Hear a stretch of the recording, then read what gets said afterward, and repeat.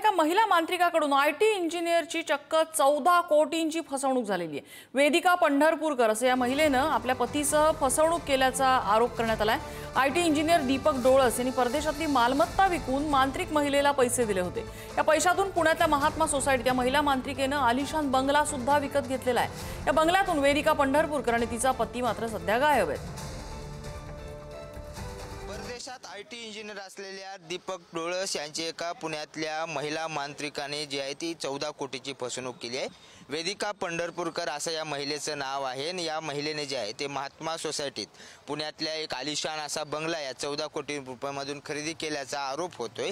हाच तो बंगला आहे कैलासदीप नावाचा, ज्यावरती आपल्याला पाहायला मिळते कुणाल वेदिका पंढरपूरकर यांचा हा बंगला आहे, जो महात्मा सोसायटीमध्ये आहे, कोथरूडमध्ये आहे आणि आलिशान असा हा बंगला आहे। मात्र माझ्या अंगामध्ये शंकर महाराज येतात। शंकर महाराजाच्या आशीर्वादानं जे दीपक डोळस आहेत त्यांच्या 2 मुलींना काहीतरी आजार होता, हा सगळा आजार बरा करता येतो आणि त्यासाठी तुम्ही आम्हाला पैसे द्या असं म्हणून ही सगळी फसवणूक केली आहे।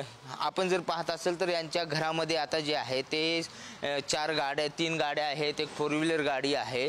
घरामध्ये मात्र कुणीही नाही। पुणे पोलीस आयुक्तांकडे एक तक्रार देण्यात आलेली आहे आणि या तक्रारीनंतर हे कुटुंबीय जे आहेत ते इथं नसल्याची माहिती देण्यात येते। मात्र आपण पाहत असलो तर तिथे काही शूज आहेत, चप्पल्स आहेत। आतमधून कुठला प्रतिसाद देत नाहीये।